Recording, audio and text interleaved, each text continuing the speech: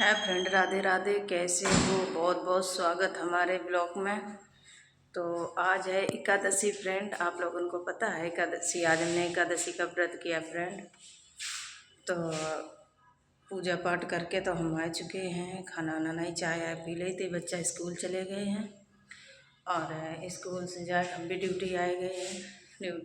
Duty में आज हम कल लेटे हुए गए थे हाईवे में, फिर जल्दी जल्दी हम आए ऑटो पकड़ के। तो आज हमारे ब्लॉग में बहुत बहुत आपका स्वागत है। बने रहिए हमारे ब्लॉग में फ्रेंड। का इतना ही अपनी ज़िंदगी के बारे में आज हम तुम्हें सच्चाई बताएंगे। ज़्यादा नहीं, थोड़ी सी बताऊंगी। इसके बाद मुझे आज टाइम नहीं है, फिर मैं ड्यूटी जाऊंगी। ड्यूटी तो फ़िलहाल में आ चुकी हैं। ड्रेस चेंज करूंगी, इसके बाद में मैं ऊपर जाऊंगी। तो फ्रेंड कहते नहीं, हम तो दुनिया दुखी रहती है ससुराल वाले से, और मैं दुखी रहते अपने पीहर वाले से, मतलब मायके वाले से। पहले परेशान थे ससुराल वाले से, अब थोड़ा बहुत ठीक हुआ है। तो मम्मी के यहाँ 1.5-2 साल रहे थे। इसके बाद हम दिल्ली आए गए, यहाँ अपना कमाना अपना खाना। अब हमें भाई लोग नहीं जीने देते, जब से उनको पता चल गया कि हम ड्यूटी कर रहे हैं। हर महीना पैसे डालो पैसे डालो, कहाँ तक पैसे दें, कहाँ से लाएं पैसे। हमारी 2 बेटी हैं, 1 बेटा है, तो उनको बच्चों को देखें कि माँ बाप को देखें। और कहते नहीं, अपना जब समय गिरा होता तो कोई किसी का नहीं होता। मेरी मम्मी तक हमारी नहीं हुई थी जब हम मम्मी के यहाँ गए थे, जिसने हमें जन्म दिया, पाल पोस के इतना बड़ा किया। पर फिर भी हम सोचते कोई ना, माँ बाप है, जो जैसा करेगा वो भरेगा। हम वो स्थिति में अपनी मम्मी के यहाँ रहे थे कि हम अपने ससुराल वाले ने हमें चोरी का अंजाम लगा दिया था कि 4 लाख हमने पैसे निकाल लिए। हमारे जेठ ने हमें चोरी लगाई, जेठ की शादी नहीं हुई थी। तो फ्रेंड, हम इतना परेशान हो गए थे, आज भी वो बात सोच लेते हैं ना तो हमारे आंसू निकल आते हैं।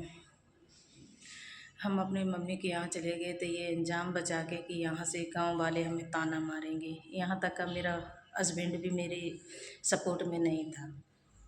तो मैं अपनी मम्मी के यहाँ गए और भाई भी मुझे नहीं ले जा रहा था, पर फिर भी मैं अपनी बहन के यहाँ गए। बहन के यहाँ से अपनी मम्मी के घर गए। मम्मी के यहाँ जब पहुँचे तो मेरी मम्मी ने ये भी हमसे नहीं बोला कि बेटा तुम कैसी आई, क्या बात है, नहीं है। तो कहते नहीं, अगर राजी में जाओ तो दुनिया पूछते हैं, और कुराजी में जाओ तो कोई भी घास डालने वालों नहीं। अच्छा, मैं जब अपने मम्मी के यहाँ पहुँचे तो मम्मी हमारी जब खेती बाड़ी का काम आता था तो मम्मी कहती थी यहाँ का काम कर लो, यहाँ करने के बाद में तुम खेतों में चलो काम करवाने के लिए। तो मेरा बीच वाला भैया कहता था नहीं दीदी से एक जगह का काम करवा लो, या घर का करवा लो या खेती का करवा लो। तो मेरी मम्मी मना कर देती थी कि नहीं, यहाँ से जल्दी करके चलेंगे तो खेत का करके आएंगे, इसके बाद यहाँ कर लेंगे। तो कभी कोई किसी का नहीं होता, ना माँ ना बाप ना भाई ना भावज, कोई किसी का नहीं। अगर अपने पास 2 पैसा है तो दुनिया पूछेगा ना, कोई नहीं पूछने वाला। तो फ्रेंड, मुझे इसी सब सोच के वो लगता है कि देखो, माँ बाप भी समय पे धोखा दे जाते हैं, जिन पे सबसे बड़ा भरोसा होता है। तो फ्रेंड, कहते नहीं कि आज की ज़िंदगी में कोई भी नहीं है, और मैं वो स्थिति देख के चले हैं। और आज कम से कम मेरी 30-35 साल उम्र हो चुकी है। तो जब तक मम्मी के यहाँ रहे बचपन पे, तब मेरे भैंस वैंस नहीं थे, थोड़ी मेरी गरीबी के हाल था। तो मैं गोबर बीनने जाते थे खेतों में। मैंने खेतों में गोबर बीन बीन के कंडे उपले तापते थे, तब उसकी रोटी वोटी बनाते थे। जो गैस नहीं चलती थी, अब गैस हो गई है, पहले गैस नहीं थी।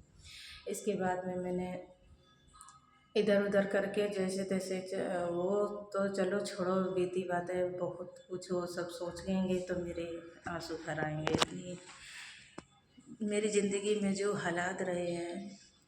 शादी करी, कुछ दिन के बाद में ससुराल आए। 14 साल की उम्र में मेरी बुआ जी ने शादी करवा दी थी।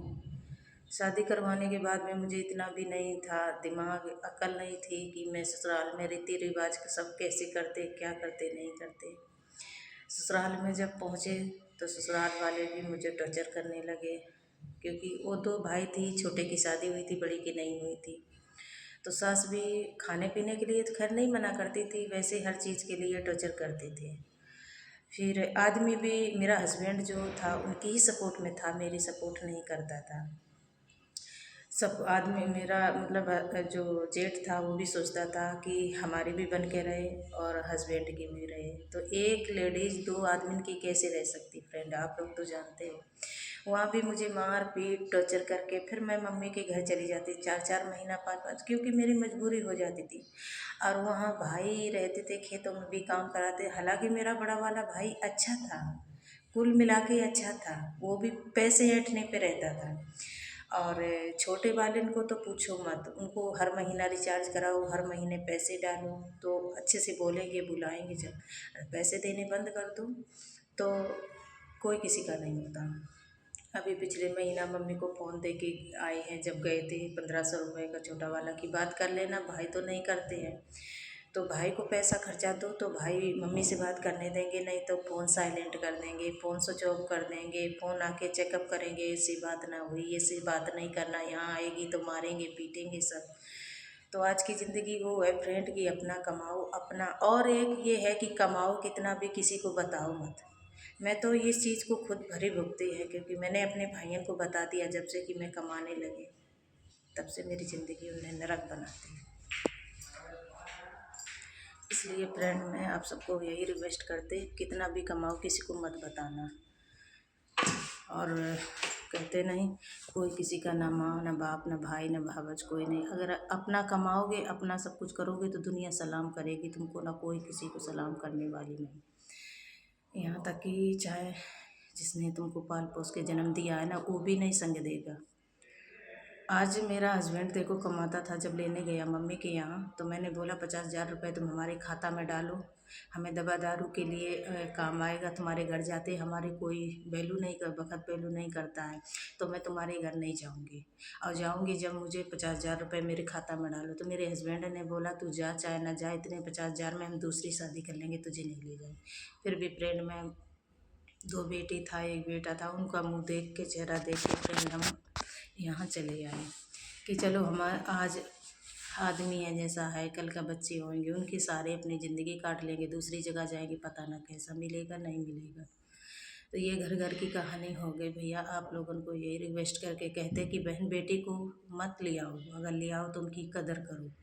हाँ हाँ, माँ बाप की सबसे पहले करो, इसके पीछे 2 रोटी का सहारा उनका भी बनाओ। जो पराई बहन बेटी अपना माँ बाप घर द्वार छोड़ के आती है, किसी के साथ ऐसा मत करो कि कोई भी तुमको बद्दुआ दे। मियाँ बीवी का वो रिश्ता होता है पवित्र। कहते नहीं, गाड़ी के 2 पहिए होते हैं, तो एक पहिया अगर ख़राब हो जाए, पंचर हो जाए, तो दूसरा कामयाब नहीं होती है गाड़ी वो, जब तक दूसरा नहीं लगाओ। तो हम सबसे यही रिक्वेस्ट करते भाई, सबकी इज्जत करो, माँ बाप की करो, बहनों की भी करो, उनके पीछे बीवियों की भी इज्जत करो। राधे राधे राधे राधे।